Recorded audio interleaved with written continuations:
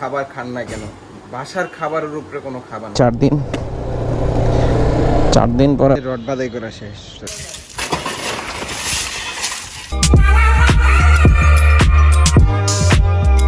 আসসালামু আলাইকুম, কি অবস্থা ভাই? আশা করি সবাই ভালো আছেন, সুস্থ আছেন। সো আজকে হচ্ছে গিয়ে কত তারিখ? 4 তারিখ। জানিও না, মানে এতদিন 2-3 দিন ব্লগ করি না, ডেট মেট সব ভুলে গেছি। যাই হোক, এখন বাজে 1:10। আমি এখন বাসায় মাত্র ঘুম থেকে উঠে ফ্রেশ ট্রেশ হইলাম, গোসল টোসল করলাম, খাওয়া দাওয়া করবো। আজকে বাইকটা সার্ভিসিং করতে হবে, প্লাস অনেকগুলো কাজ আছে, সেগুলোও করতে হবে। সো আগে খাওয়া দাওয়াটা শেষ করি, কারণ আমি কালকে রাত্রে অনেক তাড়াতাড়ি ঘুমাইছি, শরীরটা খুব খারাপ, গলায় খুব পেন, অলরেডি ফুলা আছে কিছুটা। যাই হোক, আগে খাওয়া দাওয়াটা শেষ করি, তারপর আমরা বাইকে গিয়ে বাকি কথা বলবো। যত নামি দামি ভালো রেস্টুরেন্টেই খান না কেন, টাকা দিয়ে দামি খাবার খান না কেন, বাসার খাবারের উপরে কোনো খাবার নাই। সো আমি এখন লাঞ্চ করব, লাঞ্চ করে দেন হচ্ছে গিয়ে বাইরে বের হবো। বের হয়েছি প্রায় 4 দিন পরে বাসা থেকে বের হয়েছে, তেমন একটা বাইরে বের হই নেই। সো যাচ্ছি বাইকটা সার্ভিসিং করাবো, কারণ সামনে ঈদও চলে আসছে, আর হয়তো বা বাইকটা আমি সেলও করে দিতে পারি। সে যদি সেল হয়ে যায়, তাই ভাবলাম একবারে সার্ভিসিংটা করায় রাখি, বাকিটা আল্লাহ ভরসা। সেল হইলে তো হলো, আর না হইলে তারপরেও বাইকটার অনেক দিন যত্ন নেওয়া হয় না, বাইকটা পড়ে আছে। লাস্ট সার্ভিসিংয়ের পরে কোথাও মনে হয় জাস্ট শুধু চাঁদপুর গিয়ে আসছি, আর কোথাও যাই নেই। সো বাইকটা শুধু পড়ে আছে সার্ভিসিং ছাড়া। সো সার্ভিসিং দেওয়াটা অতিরিক্ত জরুরি হয়ে গেছে। বাতাস আছে ভালোই, রোদও আছে। বাসায় থাকাকালীন তো গরম লাগছে প্রচুর, এর মধ্যে ইদানিং অনেক কারেন্টের প্রবলেম করতেছে। বাইকটা বিক্রি করতাম না, বিক্রি করার রিজন হচ্ছে ফিনান্সিয়ালি একটু প্রবলেমে পড়ে গেছি, যার জন্য হয়তো বাইকটা ছেড়ে অন্য একটা ছোট বাইক নিব আপাতত। দেন আবার সব কিছু ঠিকঠাক হলে, এবং সামনে একটা বড় ট্যুর প্ল্যান আছে, সো সেইখানে আমার হালকা কিছু টাকা পয়সা লাগতে পারে, যার জন্যই ভাবতেছি যে কিছু টাকা ক্যাশ রেখে দেব আমার কাছে, কারণ যদি ট্যুরে যাই পরবর্তীতে যেন প্রবলেমে না পড়তে হয় ফিনান্সিয়ালি। যার জন্য, কারণ দেখা যায় আমি ট্যুরে বের হয়ে গেলে বাবাই আর ওরা হচ্ছে গিয়া বাসায় একা থাকবে। সো যার জন্য যেদিক দিয়ে যাব সব রাস্তায় তো জ্যাম বাবা। এখন এমন একটা পরিস্থিতি হয়েছে, রাস্তায় এত যানজট হয়, আর বিশেষ করে কিছু বাইকার্স আছে যাদের জন্য সবারই প্রবলেম হচ্ছে, এক লেন থেকে অন্য লেনে চলে আসতেছে হুটহাট। বাইকারদের জন্য, কিছু বাইকারদের জন্য সবারই এই প্রবলেমটা হচ্ছে। সো আসলে একটু যাচাই বাছাই করে রুলস রেগুলেশন মেনে কিন্তু বাইক রাইড করলেই হয়, দেখা যায় তাহলে আর এতগুলো প্রবলেম হয় না। এই যে বড় ভাইজান 3 জন লয়ে রং সাইড দিয়ে চালাচ্ছেন, সো এইগুলো একটু মেনটেন করলেই হয়, দেখলেই হয়। নিজেদের ভালো যদি নিজেরা চিন্তা না করি তাহলে হবে? আসলে এদেরকে কিছু বলার নাই, এরা এখন কি বলবো, অভ্যস্ত হয়ে আর গেছে। আর কিছু রাইড শেয়ারিং প্ল্যাটফর্ম আছে যাদের কারণে মফস্বল থেকে অনেক মানুষজন আসে। হ্যাঁ, রাইড শেয়ারিংয়ের কারণে অনেকের একটা কর্মস্থান হয়েছে, কিন্তু তাদের এই রাস্তার রুলস রেগুলেশন সম্পর্কে কোনো অভিজ্ঞতা নাই। সো সবগুলো রাইড শেয়ার কোম্পানি যদি অ্যাটলিস্ট 2-3টা টেস্ট রাইড বা 2-1টা সেমিনার করতো তাদেরকে নিয়ে, যে কিভাবে রাস্তায় রাইড করতে হবে, কিভাবে তাদের ক্লায়েন্টদের সাথে কথা বলতে হবে, কিভাবে রাস্তায় চলাচল করতে হবে, সো এগুলো নিয়ে যদি একটু 2-1টা সেমিনার করতো বা কিছু ক্লাস করায় দিত, তাহলে আমার মনে হয় আরও বেটার হইতো। যাই হোক, এটা আমার ওপিনিয়ন থেকে বললাম, কেউ পার্সোনালি নেবেন না। এমন যদি বাইকারদের জন্য সাইডে একটু করে জায়গা রাখে তাহলে কিন্তু কোনো প্রবলেম হয় না। দেখা যায় সাইকেল, মোটর সাইকেল, যে কোনো কিছু এদিক দিয়ে সাইড দিয়ে চলাচল করতে পারে। সো যখনই সিগন্যাল পরে একটু ডান সাইডে গাড়ি, সিএনজি এগুলো একটু চাপায় রাখলে বাইকগুলা, সাইকেলগুলো ইজিলি যাওয়া আসা করতে পারে। মানে একটা বাইক যাতায়াত করতে বা একটা সাইকেল যাতায়াত করতে 1.5 ফিটের বেশি জায়গা লাগে না, বা 1 ফিট 6 ইঞ্চি, মানে 1 ফিটের একটু বেশি হইলেই হয়। দেখা যায় 1.5 ফিট হইলে একদম পারফেক্ট।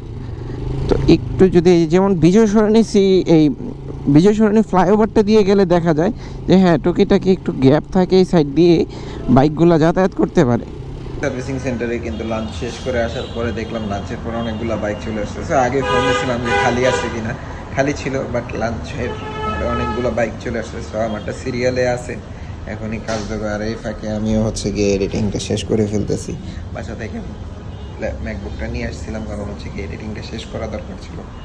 ডেইলি 2টা ভিডিও এডিট করে রেখে দিচ্ছি, কারণ দেখা যায় যদি ট্যুরের টাইমে হয়ে যায় তখন যদি ভিডিওগুলো এডিট করতে না পারি, যার জন্য এডিট করে রেখে দিচ্ছি।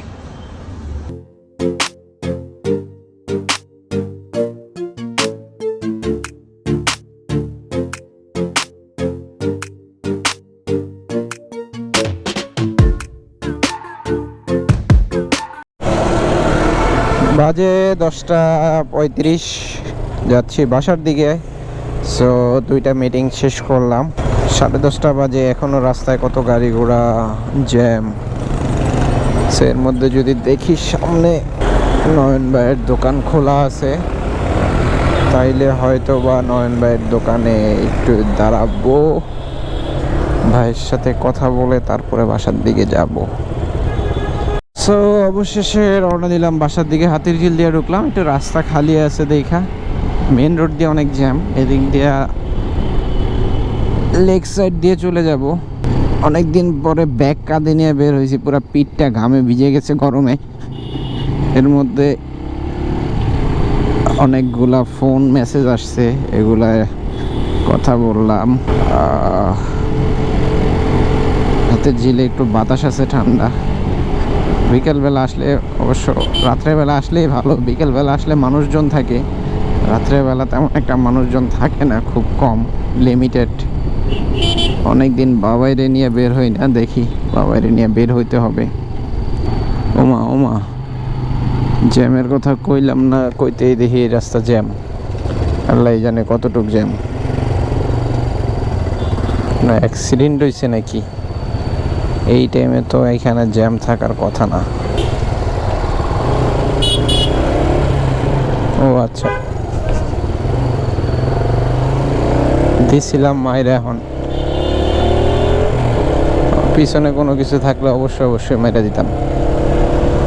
উনিও হার্ট ব্রেক করছে ফোনে কথা বলতে বলতে, আমিও একটু অন্যদিকে তাকাচ্ছিলাম, কিছু হয় নাই।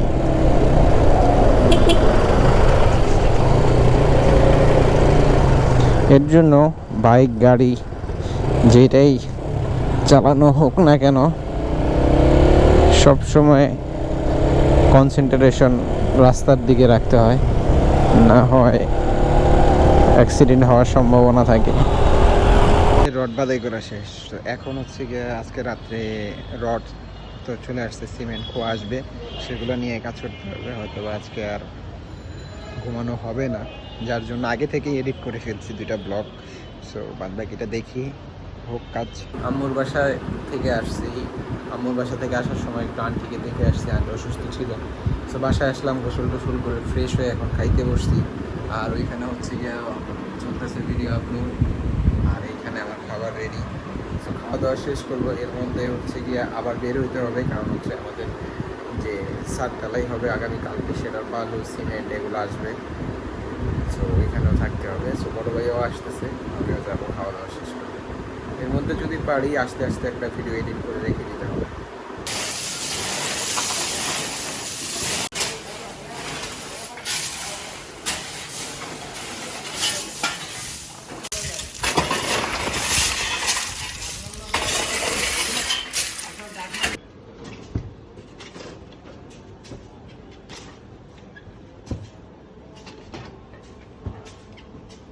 আলহামদুলিল্লাহ কাজগুলো শেষ করছি সব কিছু। মামাও ছিলেন, মামাও বাসায় চলে গেলেন, আর আমিও মাত্র আসলাম বাসায় এসে ভিডিওগুলো আপলোড হয়ে গেছে দেখলাম। সো অলরেডি বাজে হচ্ছে গিয়ে 4:35, 37, 38। সো এখন আমি ঘুমাবো, খুব ঘুম পাইছে। সো আশা করি এই ভিডিওটা এই পর্যন্তই থাকছে। সবাই ভালো থাকবেন, সুস্থ থাকবেন, আর সবসময় ফুল ফেস হেলমেট পরে রাইড করবেন। যারা যারা এখন পর্যন্ত সাবস্ক্রাইব করেন অবশ্যই সাবস্ক্রাইব করে ফেলুন, আর পাশে থাকা বেল আইকনটা প্রেস করবেন। আসসালামু আলাইকুম।